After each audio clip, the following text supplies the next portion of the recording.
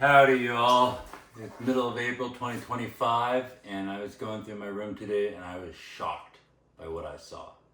And I'm going to show it to you, and I guess what I'll say is I've known I've had these in with my snakes for a while. I just never known how much they'd exploded and how big their populations have gone. But I've got some bugs in my ball pythons and I'm going to show them to you, and well, I was shocked at how many there were actually, so I'll show it to you.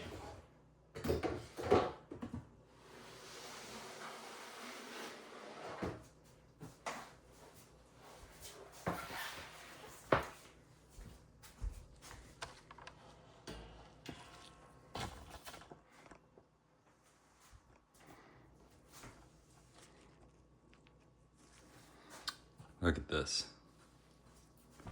You can see them. You start digging around, they just come out of everywhere. I don't know if you can see that right there. Look at it, they're just all in there. There's massive populations of them.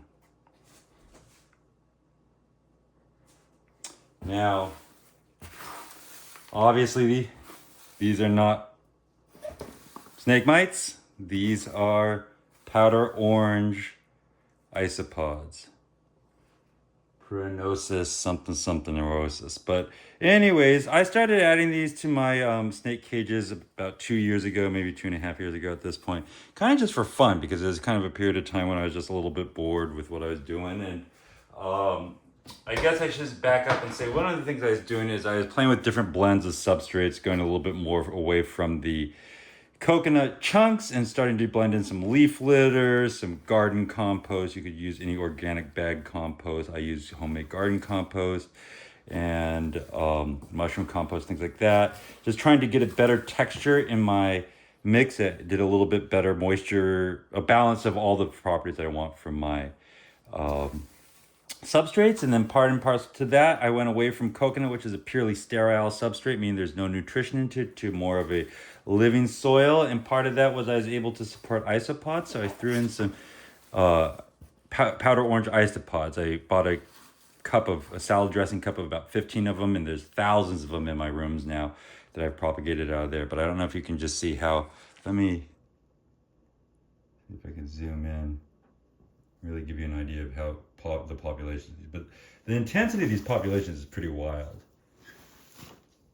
And you know, we talk about these with bioactive, and I'm the first to tell you I don't do bioactive, in that I don't have plants and things like that in there. But you don't need to have fully bioactive to have isopods in your substrates. All you need to do is to do some things to modify your substrates from your nutrition. But I don't know, gosh, I'm just wild how many there are in here.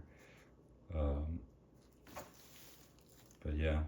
But anyways, that's just to show you that. And they do kind of keep the hygiene down. I don't know if you can see, but they actually do, like, this is a urate ball that they've been eating. How do I get it on camera? I don't know if you can see it, but it's kind of a little more texture because they eat it and it breaks down. And I do think that you can go longer between changing substrates when you get like an ammonia smelling and things in here. And it just makes sense. It's kind of like composting. If you think about it, if you have just coconut mulch in there, there's not really anything to promote the healthy breakdown and natural decomposition. But once you start balancing your carbons and your nitrogens, you can start doing a lot more things with it, including supporting isopods. But also, I think that it makes, I think there's some benefits with maintenance and moisture retention and things like that. So I just thought I'd share that to you. And this is kind of an adjunct into, now that it's spring again, I gotta get bit by this ball python because she's a little bitey. But it's an adjunct into what I would talk about later, which is that I'm going to take you out and show you how I compost all of my reptile substrates and byproducts in my garden. So I'll show you that later once the spring warms up. But I thought I'd show you this. Take care. Bye-bye.